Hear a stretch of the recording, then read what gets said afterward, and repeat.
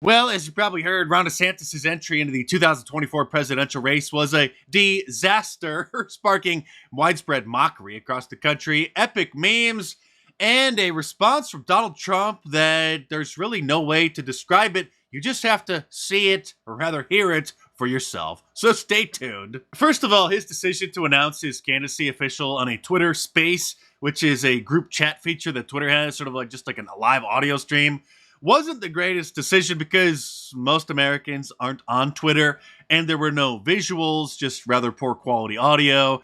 And he should have held a campaign event with at least a few hundred people. And then even CNN and MSNBC would have covered his statements live. And there would have been some nice video clips.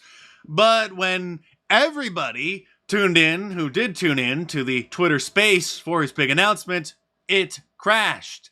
And it didn't get up and started until about 25 or 30 minutes late. This is just a small sample of how it started.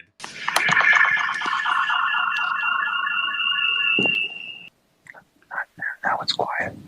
All right, sorry about that. We've got so many people here that I think we are kind of melting the servers.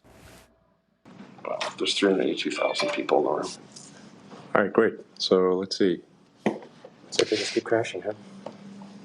Yeah, I think we've got just a massive number of people online, so it's servers are straining somewhat. That went on for literally over 20 minutes. And of course, Elon Musk and Ron DeSantis' team is trying to frame it as it was such a successful launch that there was so many people tuned in that it crashed the servers. But shouldn't a big tech platform that's been around for like 15 years, that's worth $44 billion, have been prepared and have the capability to live stream to 1 million people listening at the same time? This is 2023. This isn't 2003. When things finally got fixed and Ron got started, he began by reading his big speech, sounding like a robot, and then answered questions from Elon Musk and one of his investor sidekicks and friends, David Sachs, who was a co-host on the call, and some others. And at numerous different times, it was like Ron DeSantis wasn't even there. He was completely overshadowed by Elon.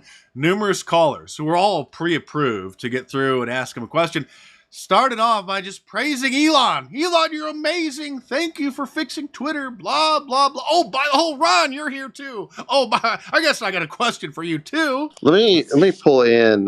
We have Congressman Thomas Massey. If you're there, go ahead and unmute yourself. Well, first of all, let me say a big thank you to Elon Musk for buying Twitter and exposing all of this. By the way, I've never met Elon Musk, but I'm one of your biggest fans. I'm the first congressman to have a Tesla. I'm on Thank you. I'm on Starlink, and I would have bought a Powerwall, but I'm off the grid, and you wouldn't sell me one, so I had to make one with a wrecked Model S, and it's been running our house for 5 years. But here's just a couple of the memes. Failure to launch, starring Elon Musk and Ron DeSantis.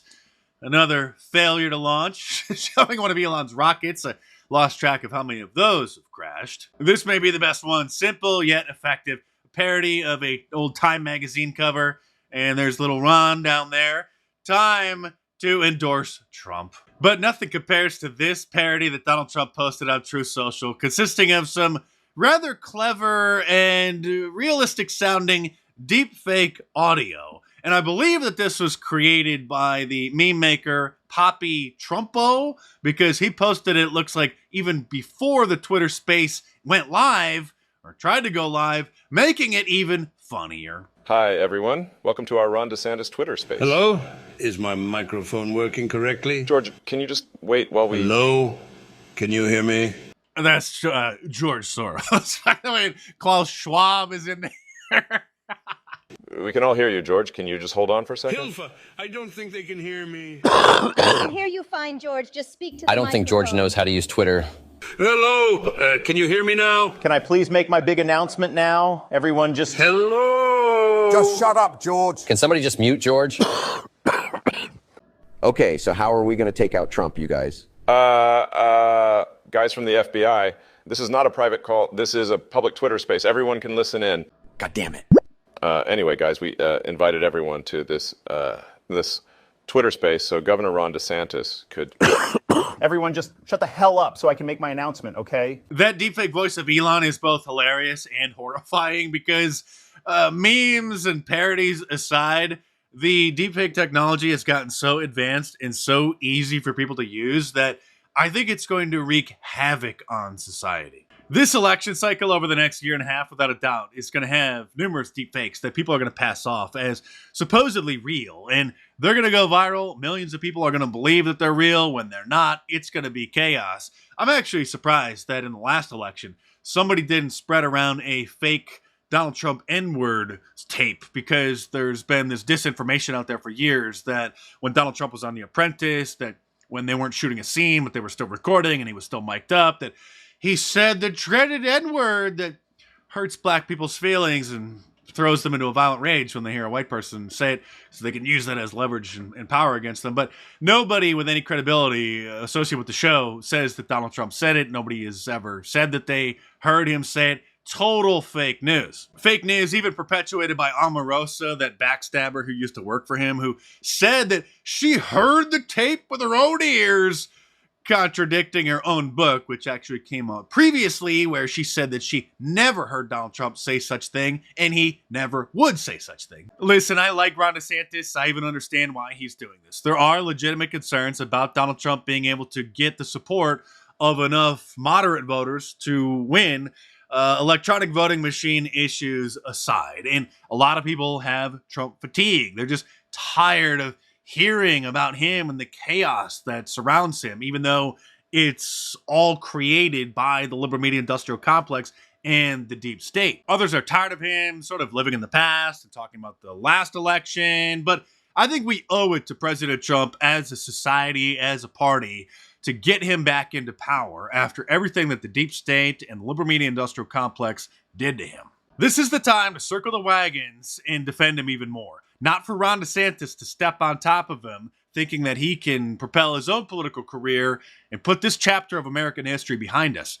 We are a collapsing society. We are on a cultural and economic Titanic. It's all going down. This is the gubernatorial debate in Florida back in 2018. And just look at how Ron DeSantis stands there and just takes all these lies.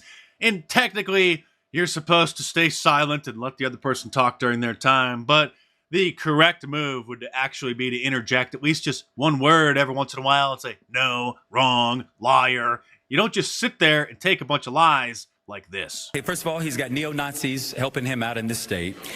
He has spoken at racist conferences. He's accepted a contribution and would not return it from someone who referred to the former president of the United States as a Muslim, Nigger. When asked to return that money, he said no. He's using that money to now fund negative ads. Now, I'm not calling Mr. DeSantis a racist. I'm simply saying the racists believe he's a racist.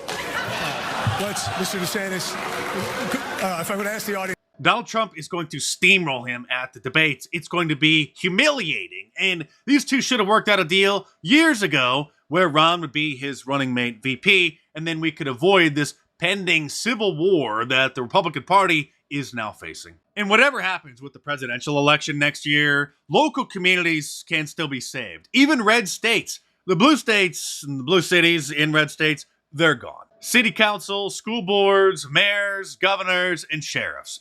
That's how you could keep your community functioning and somewhat sane, because during the COVID lockdowns, even in California, there were numerous sheriffs who refused to enforce Governor Gavin Newsom's mandatory business closures.